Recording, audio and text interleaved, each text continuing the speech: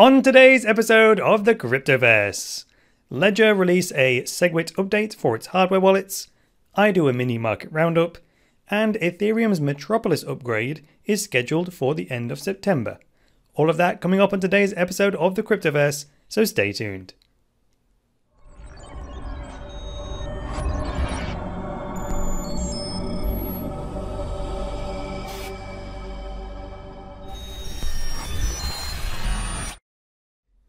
Hi there guys, welcome to the latest episode of the Cryptoverse, your regular dose of news and commentary on Bitcoin, cryptocurrencies and blockchains. I'm your host, Chris Coney, the founder of Cryptoversity, the online school where you can learn about Bitcoin, cryptocurrencies and blockchains. Find out more at cryptoversity.com. So this week I've not really felt that good about not doing the market roundup. I don't want to just go back to the way it was because I've got too much work on right now. But it felt like something was missing in the show. So what I figured I'd do is, I'm always experimenting with the show format. So I thought, let's include the market roundup bit. Let's skip the chart reading bit, because that's actually one of the most time consuming bits. So let's see how it goes. Let's see how this works. So the first segment is going to be just the 5 awards that I give out, You know what I do with this? So the biggest winner in the top 20 is Lisk. Lisk, what should we call it? It's the decentralized application development platform that uses JavaScript. So it's kind of like Ethereum, but you can write the apps in JavaScript. That's huge. So it's up 18.25% today to $3.87. It's there in 18th place thanks to its $431 million market cap, and nearly $37 million of Lisk has been traded. Looking at the 7-day trend, it's quite far up on the 7-day chart there, so that's good. It's ending the week quite far up from where it was 7 days prior. Now the biggest loser of the day is right there highlighted in red. It's BitConnect with a catastrophic almost 27% loss, and that's just happened. You see the little 7-day chart there. It was just bimbling along pretty stable for the last 7 days, and then it fell off a cliff.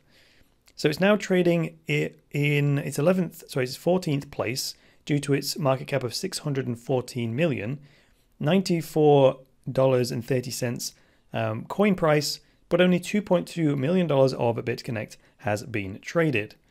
BitConnect is kind of a blend of various things. You can stake your currency, you can use it as a currency, you can lend it, you can trade it, there's all kinds of things you can do with it. So it's quite hard to define what it is in a single thing. Moving on from there, I've given Monero the honorable mention. We haven't been doing the market roundup this week, but Monero has been going absolutely mental. It's pretty much doubled recently in price. The previous market roundup that I did, looking at the price chart, Monero was bimbling around $50. It's now $99.41. So that's almost double. In the last 24 hours, though, it's up 13.42% to a $1.4 billion market cap, and that puts Monero just in the top 10 in 10th place. Then I have the most traded altcoin is Ripple. Ripple's also been on a bit of a run. It suddenly did a bit of a sleeper on us recently. It was just bimbling along, trickling down, which I was talking about when I was reading the charts. And then all of a sudden, boom, it went up like double digits several days on the trot.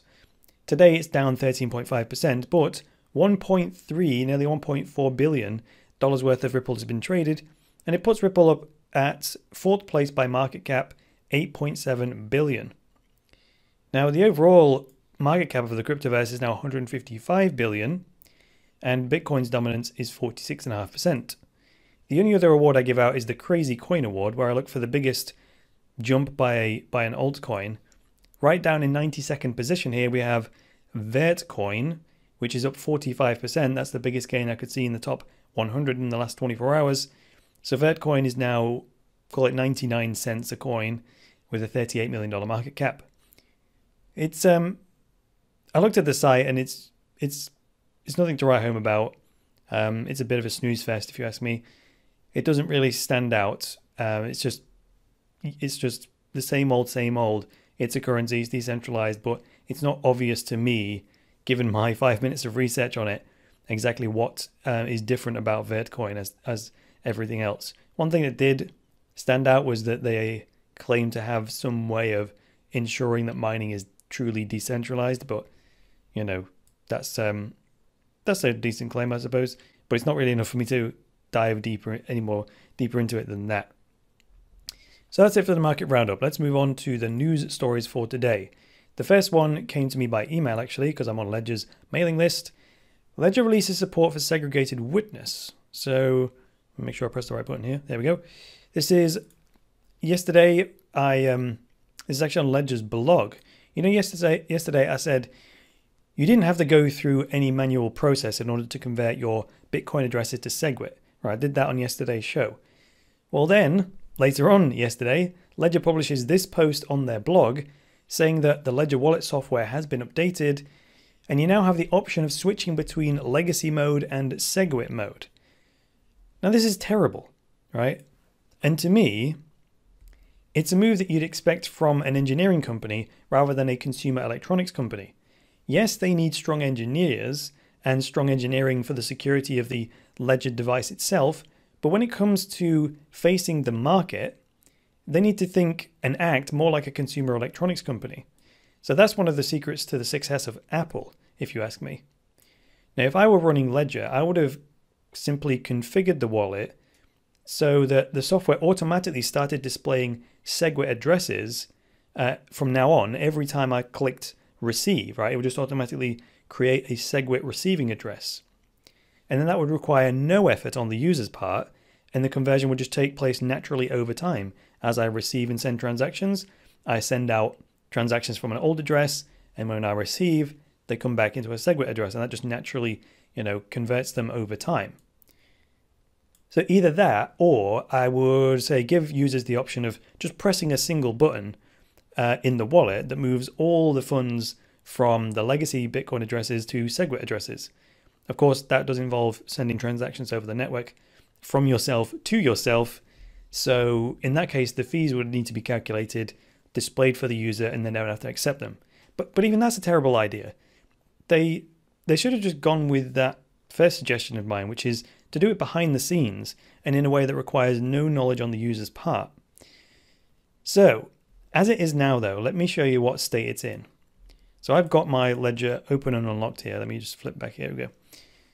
So this is how it works now. I'm already logged in, unlocked my Ledger, etc. I've got like, what, 0.07 Bitcoin in this one.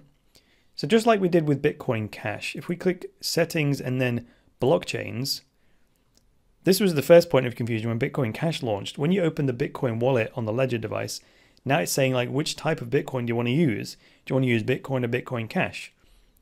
So you click Bitcoin, now there's another option. It's like, what type of address do you want to use? Do you want to use legacy addresses or Bitcoin addresses? And these are actually now two different wallets effectively. So if I click legacy, it takes you into the wallet you've always known with the accounts you've always used. That's just as it always was. But if we go the other way, blockchains, Bitcoin, and then click Segwit, it's completely empty, right? Because this is a brand new instance of your Ledger wallet, except this version of the wallet, when we start receiving transactions, which we have to get some money in there in the first place, it will start displaying Segwit-oriented addresses, which I read yesterday, they're demarcated by a 3 at the beginning of the address. So I think that's how you know if it's a Segwit address. So if that's correct, let me know in the comments. If that's incorrect, let me know in the comments below. But that's as far as I could tell doing my research yesterday on actually asked Jameson Lopp this on Twitter. Not that he replied to me, by the way. I found it out elsewhere. But as far as I know, if it starts with a 3, that's a Segwit address. So yeah, what you'd have to start doing is receiving it into Segwit addresses, and then when you send it on to another Segwit address, you get the benefit of your actual Ledger hardware device doesn't have to do so much processing, so it signs the transactions quicker. The Ledger is saying in their article here, you can expect, what do they say, something like a 36% reduction in fees. That's in 60% optimization in the signing process. So that's that bit where you send a transaction in Ledger and it says verifying the transaction. You click the confirm button on the device, then it sits there actually, signing the transaction. Well, the intensity of that operation is now greatly reduced. So the hardware doesn't have to work so hard. So that should happen like twice as fast almost. And then transaction fees. Typically, when sending from one Segwit address to another, you'll typically save 35% of the fee because the transaction size for a Segwit transaction is smaller because it doesn't include the signature. But anyway, that's not really the point I was talking about. The bottom line is that I'm going to go through this manual process myself of moving my legacy Bitcoin over to Segwit addresses. And I'm going to do that because I want to be ready and well informed when my patrons ask me questions about this in the chat group, right? So I have to be ready for that. But for the benefit of everyone else, I just wish Ledger would have just automated this in the way that I described earlier. And I'll be interested to see how the other manufacturers of hardware wallets handle this Segwit situation, particularly KeepKey, who so far have shone as the most conscious when it comes to the user interface and how easy the thing is to use. I hope that KeepKey follow the process that I've recommended, which is just don't tell the users. Just rig it in such a way that when you start receiving addresses from now on, they display Segwit addresses and then just leave it, right? Anyway, and speaking of network upgrades, that brings us on to our next story, which is Ethereum's Metropolis hard fork will activate at the end of September.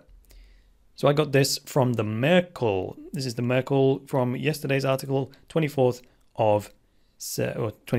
of August. You see, September, the end of September is when it's going to activate. Today is the 25th of August today. Yesterday was the 24th. Anyway, this has long been in the works. And now it's just a month away, according to the developers. Now, the major features of this upgrade, the old Metropolis upgrade, are, number one, there's something called ZK Snarks. Snarks is an acronym. And this technology is some preparation for some future privacy and anonymity features that Ethereum will be able to take advantage of in the future. It's kind of like, you know, Segwit lays the groundwork for Lightning. Well, ZK Snarks lays some technological foundation for transaction privacy and anonymity that will be built in the future. Number two, changes to the structure of Ethereum's programming language to make the coding of smart contracts easier. That's going to be a big benefit, right? Because the easier it is to develop for, not only will more people develop smart contracts, but mistakes like the flaw in the smart contract for the DAO and that kind of thing, that will be greatly reduced.